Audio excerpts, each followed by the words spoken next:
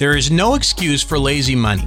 With ImpactHousing.com, you can invest with a team that has a strong track record at making investors money through the acquisition, transformation, and eventual sale of large neglected apartment buildings nationwide. Impact Housing not only provides thousands of residents with this clean, safe, eco-conscious place to live, but also free health and wellness activities and education to residents. That's what sets it miles apart from other REITs. Put your money to good work with an investment in Impact Housing. Go to ImpactHousing.com now to get started. That's ImpactHousing.com. You are listening to the Wealth Formula Podcast with Buck Joffrey.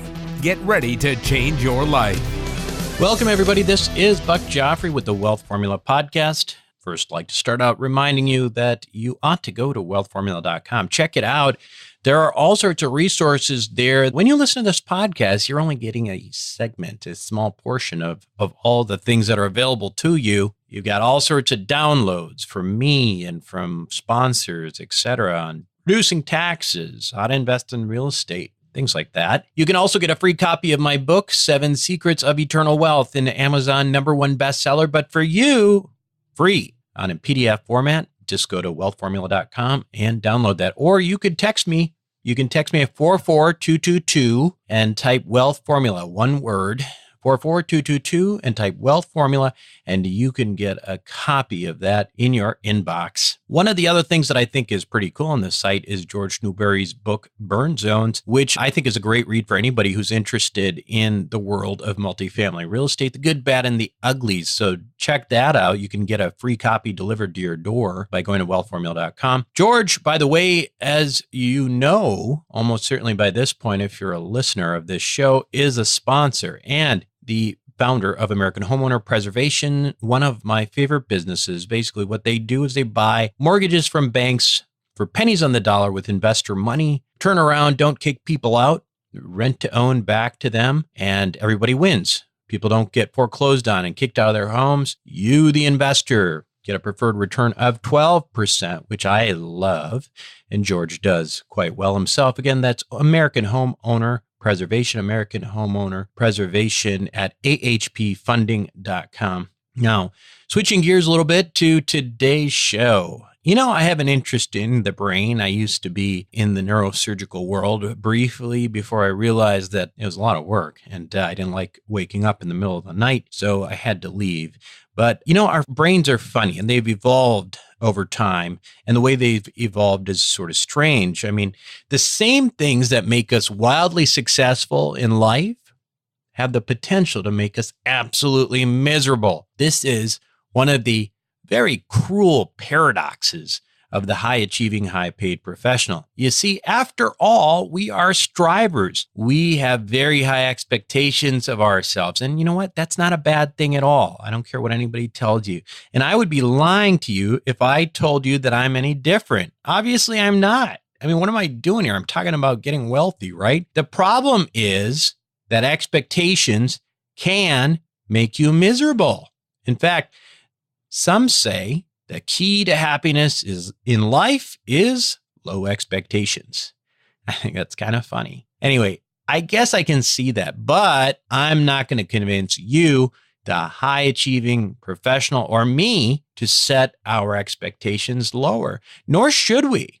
Listen, we type A personalities were designed to conquer, to be tribal leaders, to push the limits for the betterment of humanity. And without people like us, we'd still be in the Stone Ages. But on the other hand, we have to tame that beast within. We got to identify that our expectations are that, exactly that. And they are dynamic, right? They change. They constantly change as we continue our journey through life and through success after success. Think about it this way. You're a caveman, right? Just because you took down a 2,000-pound buffalo doesn't mean that the hunt's over. No, absolutely not. You're going to move on to the next hunt. Why? Because that's the way you roll. Those are your expectations. And that's okay as long as you don't confuse expectations with destination.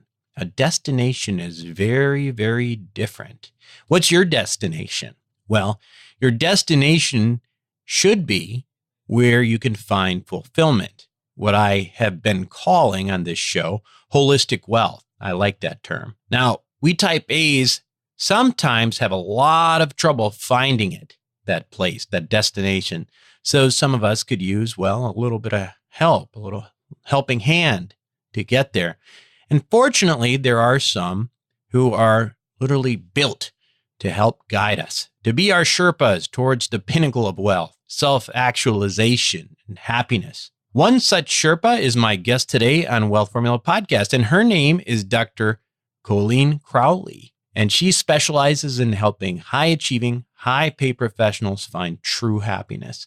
So when we come back, Dr. Crowley is going to give us the lowdown on the human condition of the high-achieving, high-paid professional.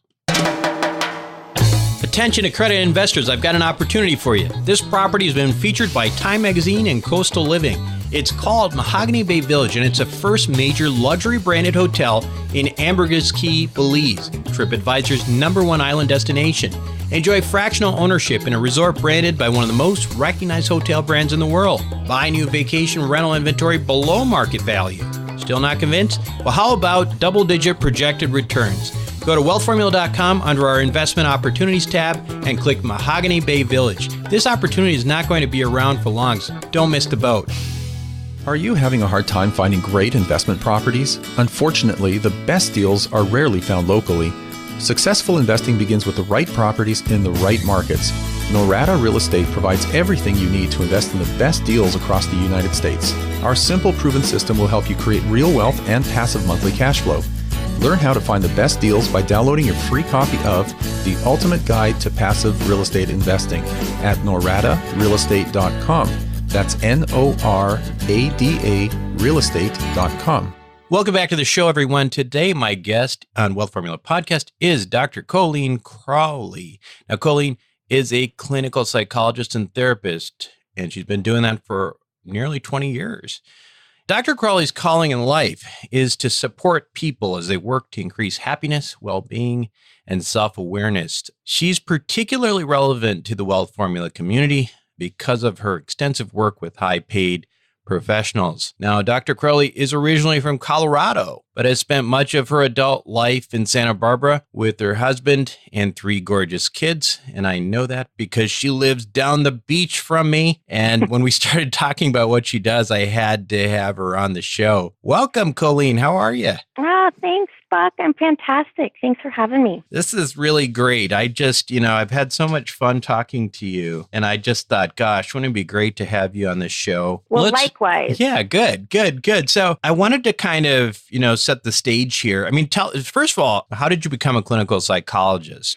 So let's see. I studied psychology in undergrad, but I was kind of thinking more medicine, to be honest. And then I took a trip around the world after I graduated from UC Santa Barbara. And I traveled for a little bit over a year. And I went to about 35 different countries. And I just came home from that experience, particularly intrigued by the human condition and what motivates people and people's stories. And I was fascinated. And I think I knew that was the direction I wanted to go in. So I've worked in a lot of settings over, my career, homeless shelters and residential treatment facilities. But I've been in private practice for the last 15 or so years and absolutely love it. Yeah. So you have an interesting niche that includes, you have a number of different types of clients, but certainly one of your niche that was interesting to me was this one that sort of describes, our demographic on Wealth Formula Podcast, which is this high-paid professional crew. How did that end up happening? Was that just because you live where you do, or? I think it was, to be honest, a little bit. I was in private practice in Carmel, California for a long time, and now in Santa Barbara. And the reality is they are affluent communities. And I'm, largely a referral-based therapist.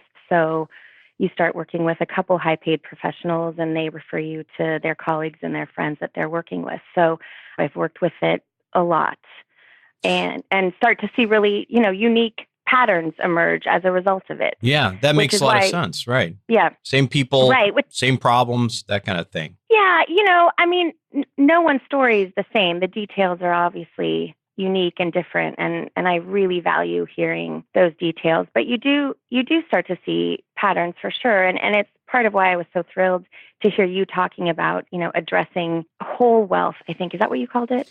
Holistic wealth. So yeah, I mean, that's part of what, I think a big part of wealth formula is, in my view, is there's always this question of what exactly is wealth? And a lot of people think about it in terms of money immediately. And certainly money is a tool for creating what I call holistic wealth. And holistic wealth Yes. being more sort of, financial wealth within your human body, your happiness, spirituality, blah, blah, blah, everything that makes a person happy and potentially self-actualize. If you're doing it right. Right. And I think, unfortunately, so many times what I end up seeing is these high-paid professionals who have, tremendous professional success and financial wealth coming in and saying, something's not quite right.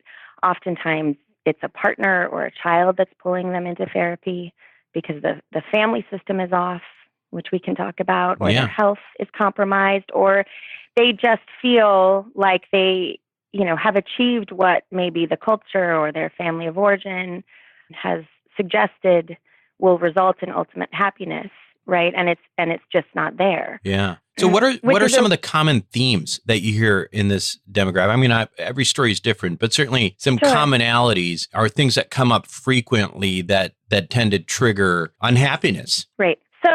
So often, right, like I said, these high-paid professionals who've achieved a lot, to their credit, are very likely experiencing an imbalance in their life in other places. So like I said, so often they come in as part of, maybe a marriage that's compromised because they are preoccupied with their career. They're working too much. They're traveling too much. And, for so many of these professionals, it's become their identity in so many ways. And so, a marriage or a child might be saying to them, what about us ultimately?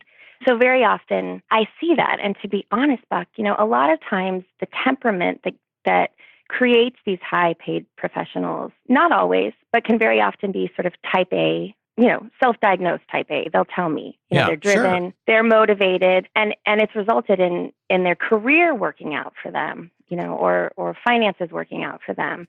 But ultimately, those are not the best characteristics to have really healthy partnerships or relationships with your children, or a balanced life as it relates to your health or activities. I mean, what we know is that a fully developed life is what I like to call it, which is balanced, is what creates, the highest levels of happiness. And this is really thoroughly studied universally. And so often I think, in American culture, there's still an overemphasis on financial success or success with career. And you end up chasing, never-ending desires or things as opposed to experiences or balanced relationships. So I see those patterns emerge, just as sort of a gnawing unhappiness despite the success that they thought would get them there. I see a lot of compromised partnerships. I see children saying, I don't see mom or dad. They're gone for weeks at a time. They're always focused on their career. And then they try to plug back into the family and think they know what we need or what we're doing. And it doesn't always work out. Yeah. The thing that strikes me is that I think this is, of course, my demographic, right? I mean, this is really where my origin is, which I'm trying to crawl out of this cocoon. But I think the problem, and one of the major problems I think, is that we are driven.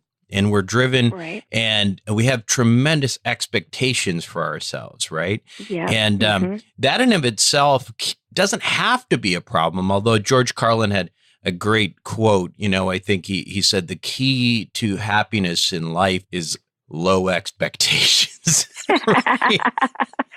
Well, I think that's a fantastic quote, actually, and that brings up sort of this interesting idea, right? Where I work with plenty of successful people who don't necessarily have that really high bar or expectation set for themselves. It's a little bit more of a balanced temperament, if you will, despite having success And it is really interesting to see because they tend to recreate more. They're more flexible and fluid in their partnerships. They're not necessarily as high strung. All of these, temperament and character traits that often make these really successful humans. But what I do know is that this is why the high paid professional that oftentimes gets dragged into my office by husband or wife or child or their own sort of unsettling feeling that something's not right is it's an incredible opportunity to, you just said stepping out of your cocoon, I like to say sort of getting your ego knocked off its axis, which is, I am a big believer that, it's through relationship, it's through sort of examining your reality that we're supposed to stretch and soften those edges, right? And grow towards others or towards a more sort of balanced self. We could all sort of be left alone and continue with our sort of high achieving ways or type A temperaments or personalities, but it doesn't result in happiness. The work is to stretch and grow towards something more balanced. And it's hard. It's really hard. The people that are bosses at work, oftentimes think they get to sort of come home and that's how they sort of negotiate family life. And unfortunately, I've heard that one before. That's not how it works. And that's, when I start to see so many relationship challenges, and it's a really wonderful opportunity to say, hey, where do I need to grow or stretch, in a different direction? Yeah. Yeah, it does. It does. And, one of the things that I think is also comes to mind is, the expectations. I actually don't think that it's bad to have high expectations or problematic. I think the bigger issue is not having a destination, right? Because sure. the issue for me is that I see and that I've seen in myself until fairly recently is that you think to yourself, the sky's the limit. Well, that's right. But do you really want to go to the sky, or are you trying to go somewhere specifically?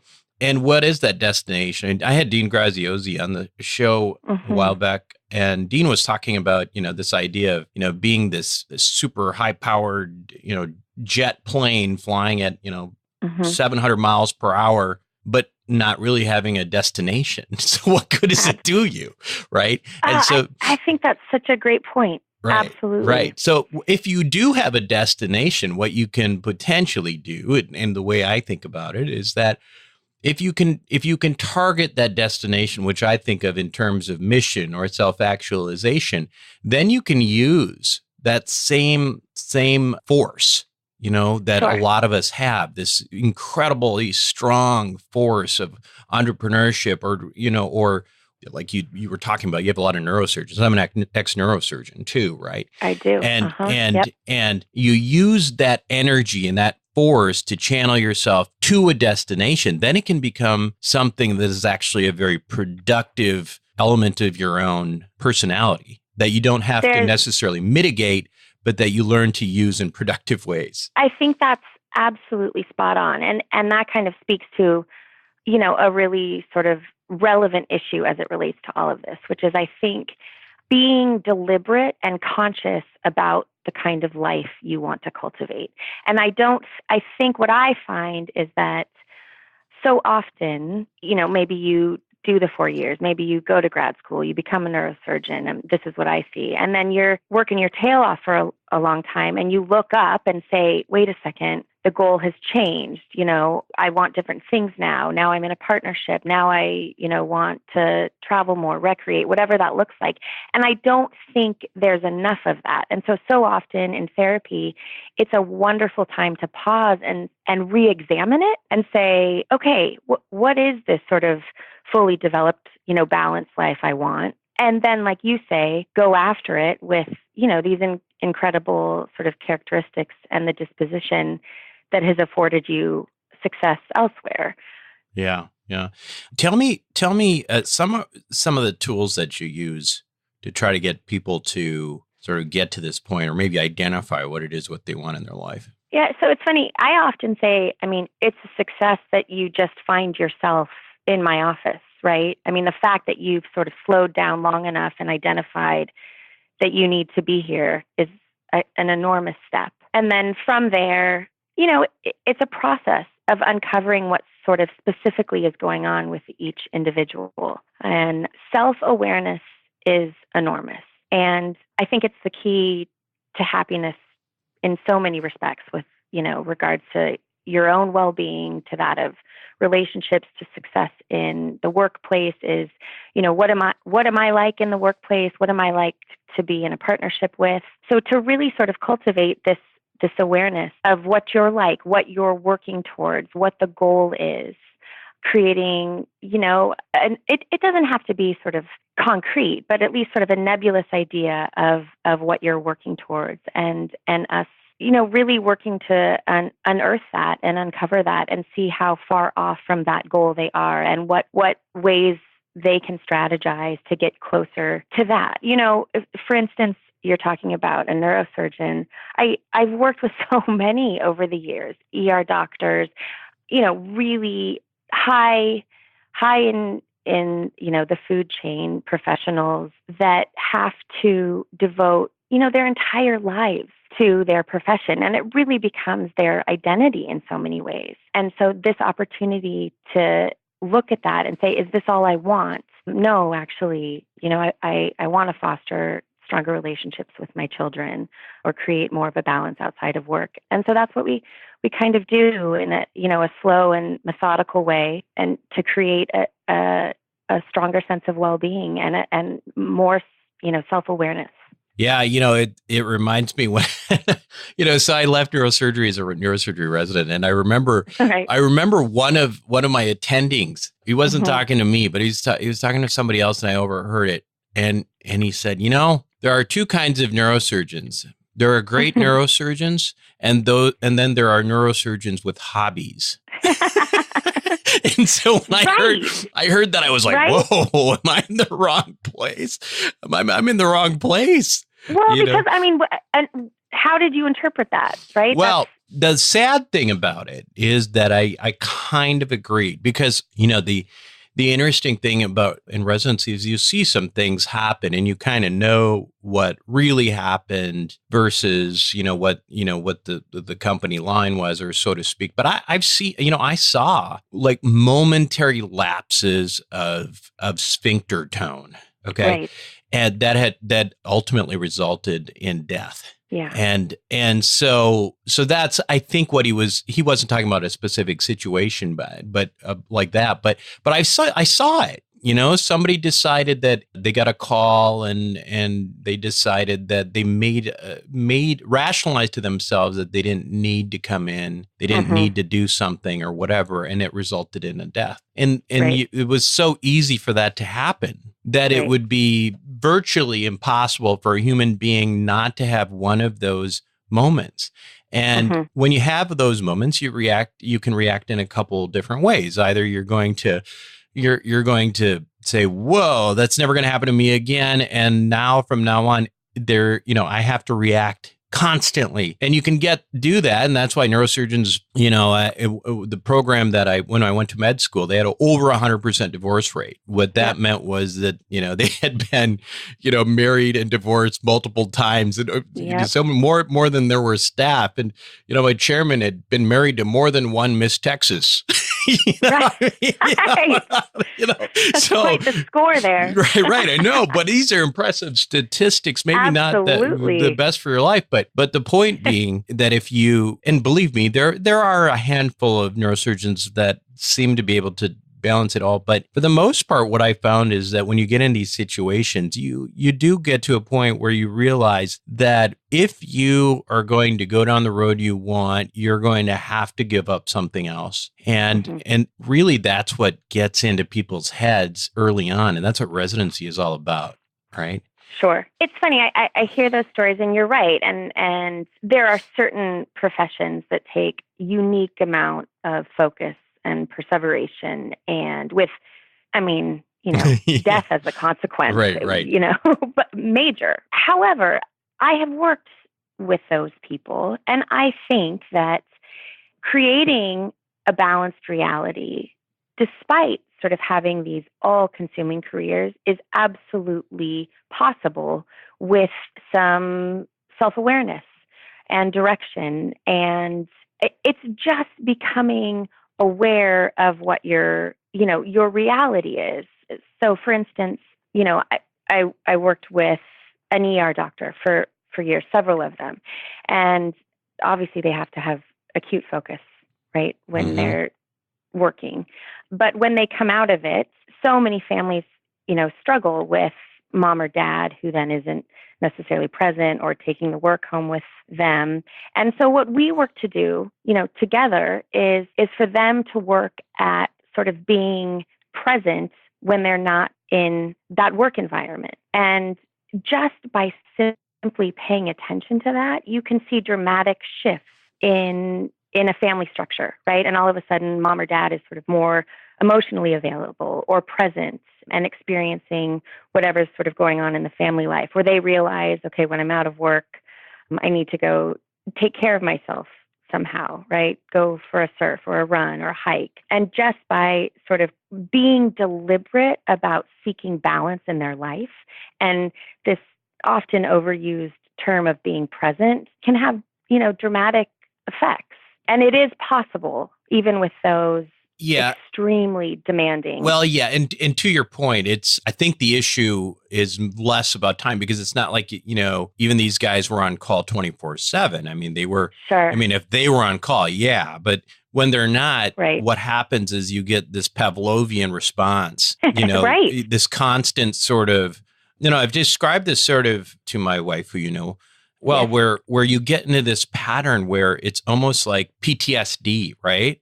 Absolutely. The little things that that happen in the office or in the hospital or whatever your high paid thing is, you create a parallel at home, and it could also be your 2-year-old, sure. doing something that drives this intense, inappropriate right. response, like right. that is something that you carry home with you, and that's a very difficult thing to break. But to your point, I think awareness is a key factor. Now, when you talk about awareness, Colleen, I mean, a big part, and something that I've been trying to get into more and more is meditation. So what's your experience? I mean, is this something that you advocate? Tell us a little bit about it. And because I know, you're up on this stuff, right? Tell us a little bit about that. Absolutely.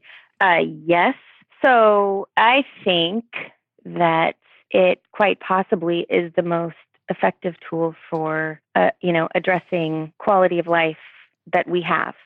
So going back to this idea of you saying, that the PTSD and taking your work home with you.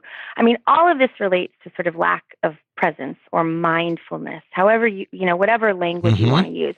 I'm cautious because I think when you say meditation, people start to sort of think it's this, really woo-woo practice, and it's not, right? So all meditation is about is getting you embodied. So actually in your body, in the present moment. And from that place is where we should all strive to function from, right? So, and that's transcendent, right? When you realize, okay, when I'm in the operating room, I'm in the operating room, right? When I'm at, the high intensity board meeting, I'm all here. When I'm with my children on a hike, I'm right here, right? When I'm with my wife talking to her as we're making dinner, I'm right there. And that's all about being present and being embodied. The practice of meditation is just the strengthening of that muscle is how I put it. Yep. Right. So that's all that is. So people go to yoga class, right, or a meditation class, and I laugh, right? And I don't laugh at that. I think it's fantastic. And they're practicing this incredibly important act of getting embodied and present in the moment, which is all we have. And the idea then is not to leave there and become, depressed, anxious, high-strung, unfocused, unpresent mess. It's to have strengthened those muscles and carry them with you throughout your life. And so I have been practicing meditation for plus 10 years. And, Buck, I can tell you that it has completely changed my nervous system and my reality. I'm a mother of 3. I'm a psychologist. I have another sort of funny side business. You do? And we could talk about that in a bit. No, but so for me, it is overstimulation, right? I mean, there is so much going on in my universe, despite the fact that I try really hard to not overschedule us, right? Or to create balance in life. And so what saves my life is, and I share this in hopes that it helps someone else, and I deal with this all the time in therapy, is I meditate about 6 times a day for about 4 minutes at a time. And it completely changes my life because it allows me to get present and focused and conscious, because otherwise with that much stimulation, it's virtually impossible. And so I am thrilled to hear that you're doing it.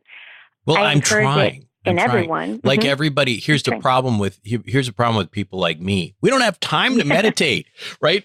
It's like, yes, you do. No, I know I do. But that's what you tell yourself. You're like, that's right. Right. I don't have time. When am I going to meditate? My problem. Here's the thing. Okay. One thing I want to talk about, because I think you're absolutely right. I think meditation gets a bad rap because people think of it as some weird hippie Eastern European thing. Yes. But there is tremendous medical studies behind this. There are tremendous amount of data. But here's what I want to tell you. Here's what I do best, Colleen. I'm really good. Okay. I'm really, really good at making things understandable for people because I'm not smart enough to understand them at a complex level. So I have to break them. I didn't want to tell you that. It's true. Right. You probably noticed. You've seen me out there on the beach. Not true. But I just want for my friends out there who are thinking meditation, whatever, dude, here's what meditation is. Okay. Right. This is what it does. Here's what a good example of meditation is. Every Sunday, my wife knows that I am not to be bothered when I watch the Minnesota Vikings play football.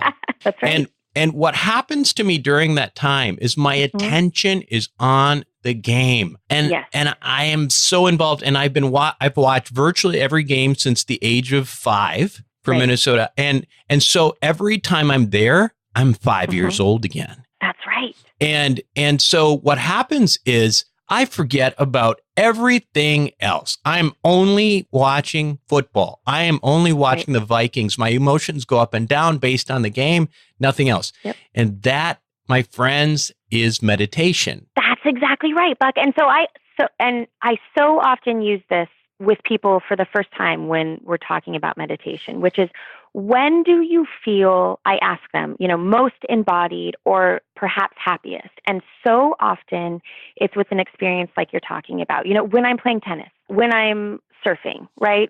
When they're doing something that does not allow them to be anything but completely embodied in the activity that you're doing, like you watching the game.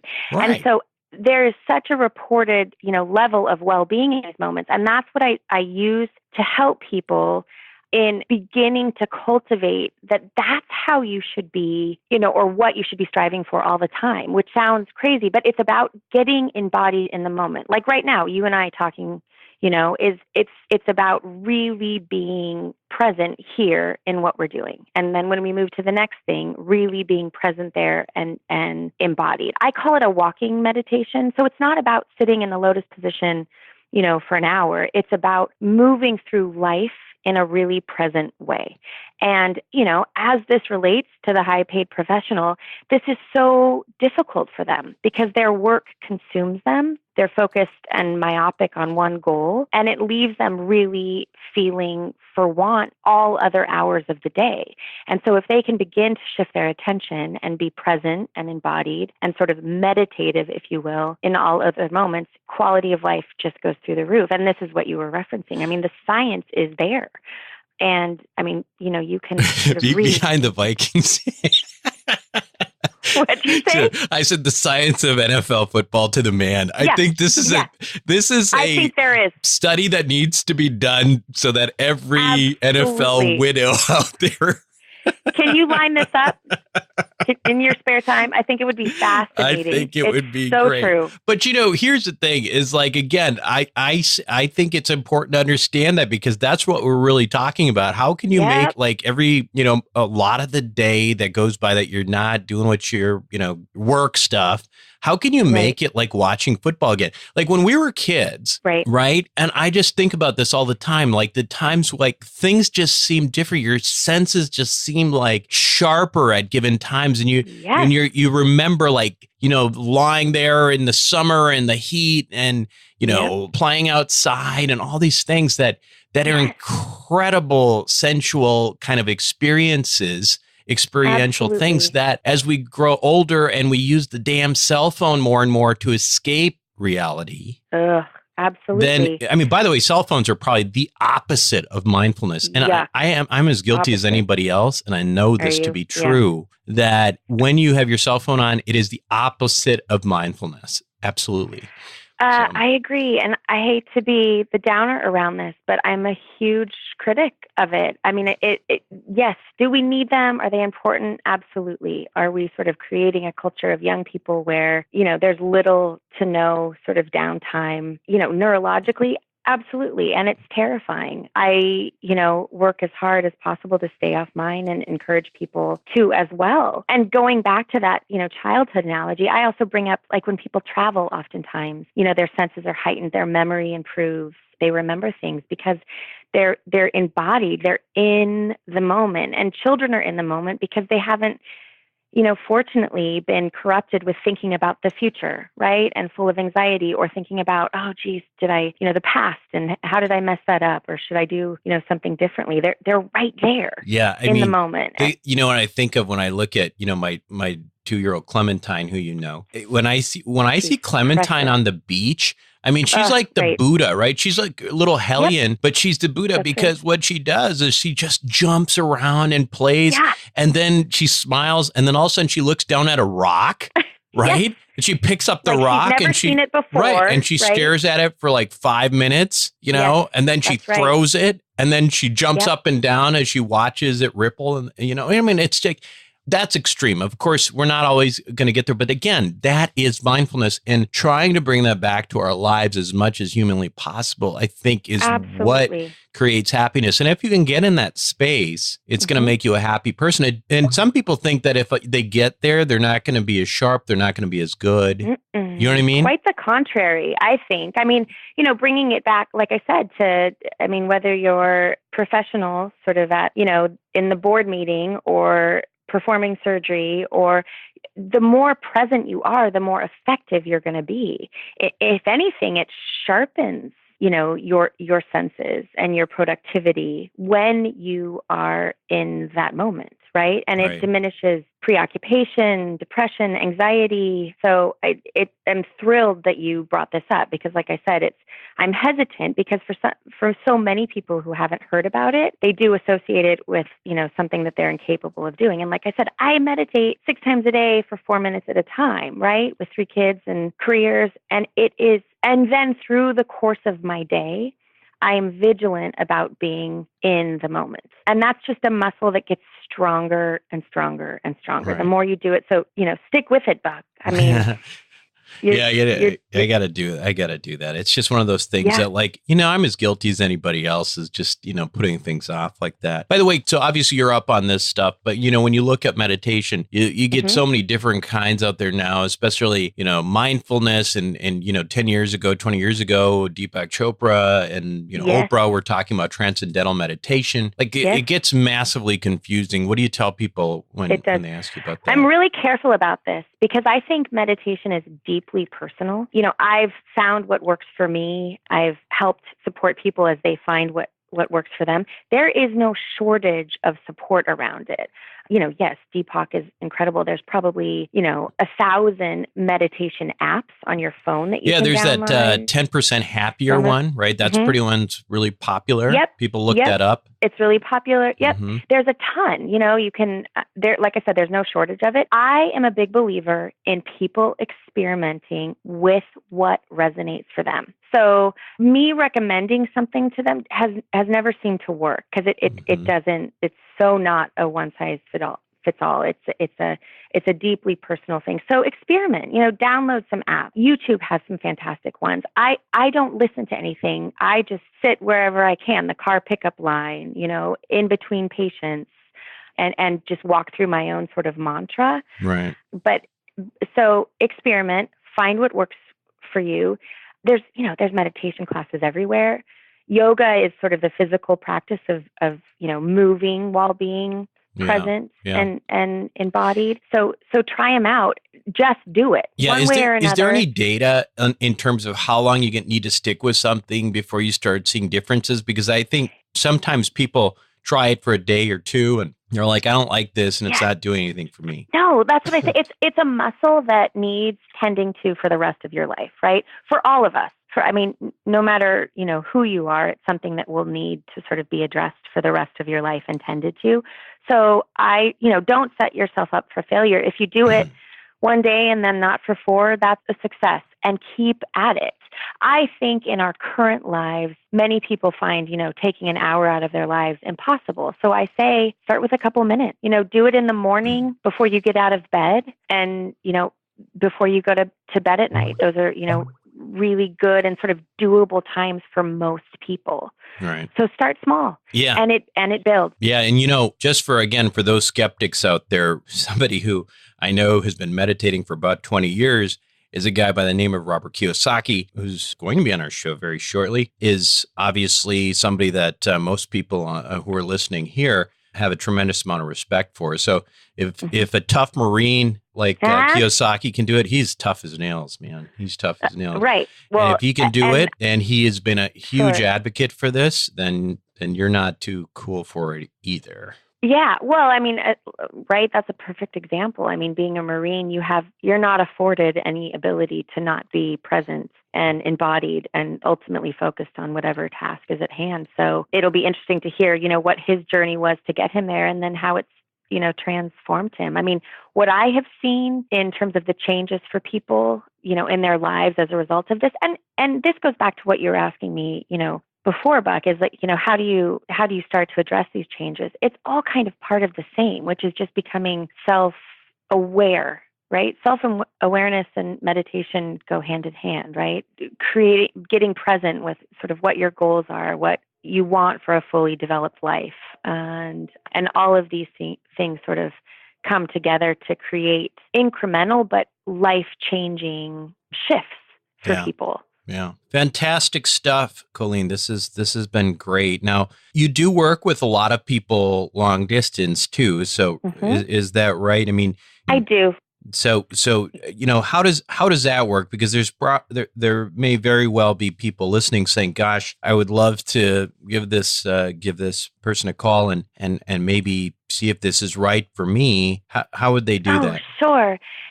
Nowadays there's so much therapy done over the phone or through Skype, and I'm always here to support people and available. Nothing to me beats face-to-face therapy, but we have a lot of close seconds now through modern technology to get us there. So, and, if I'm not the one, like I say, at the end of this, if it's resonating with people, to maybe call a therapist if they haven't.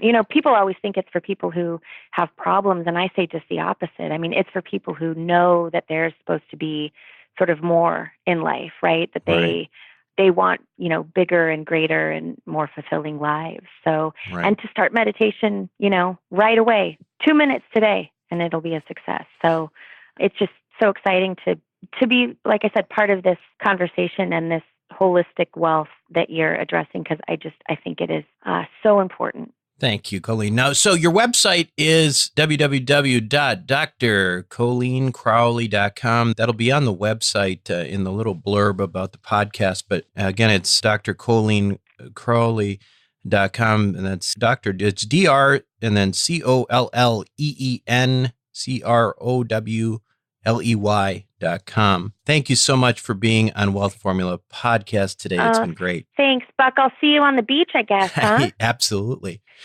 We will be right back. What do the Rothschilds, the Romneys, and the billionaire hedge fund managers know that you don't about growing and protecting wealth?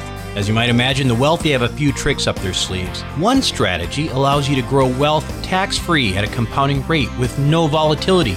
It protects your money from creditors and lawsuits, and it lets you invest the same money in 2 different places at the same time. How about that for amplifying wealth? To learn more, Go to wealthformulabanking.com. Again, that's wealthformulabanking.com. Welcome back to the show, everyone. Hopefully you enjoyed that show with Dr. Colleen Crowley, the lovely Dr. Colleen Crowley. She really is something special. I'll tell you, she's super cool too. She is my neighbor, and she's just a lot of fun and just a really dynamic person. And, maybe that's what happens to you when you meditate all the time. You become interesting and fun and happy. That's what she is. So at any rate, if you are one of those people who's sort of on this treadmill of success, one thing after another, and you're making, you're starting to make a lot of money, and you just can't figure out how to be happy, consider getting in touch with Colleen or somebody like Colleen. Check her out, drcolleencrowley.com. That's also on the website, on the blurb about the podcast. So you can just click on there and get in touch with her, because life is short, right? And it seems to get faster and faster as you're older. I mean, I'm 44, and oddly seems like the last 10 years have moved quicker than any of the rest of my life. And part of that is because we're constantly striving. We're not paying attention to everything around us and just allowing ourselves to be happy with where we're at and trying to find a place that you're going to just be happy with. At any rate, that's really what this show is all about today. Now, I do have a favor. Make sure, if you haven't done it so far, if you like the show, give me a 5-star review on iTunes, because that's the way iTunes ranks these shows. And that's the way we get more and more people listening. And, my mission and, my self-actualization is really about trying to spread the word and try to help people with financial wealth, but also holistic wealth. And I'm certainly not a champion of this myself. I'm still on that journey with you. But, the more people that I can help and touch, that's also helping me, achieve what I want to do in my life. So, you know what? This is a very important thing. So if you can express that and, share the show with your friends and colleagues and get them involved with this, it would be greatly appreciated. That's it for me today. This is Buck Joffrey with Wealth Formula Podcast, signing off. Thank you for listening to the Wealth Formula Podcast. Visit us on the web at wealthformula.com. The information contained in this podcast are opinions, not fact. As always, consult your own financial team before making any investment. See you next time.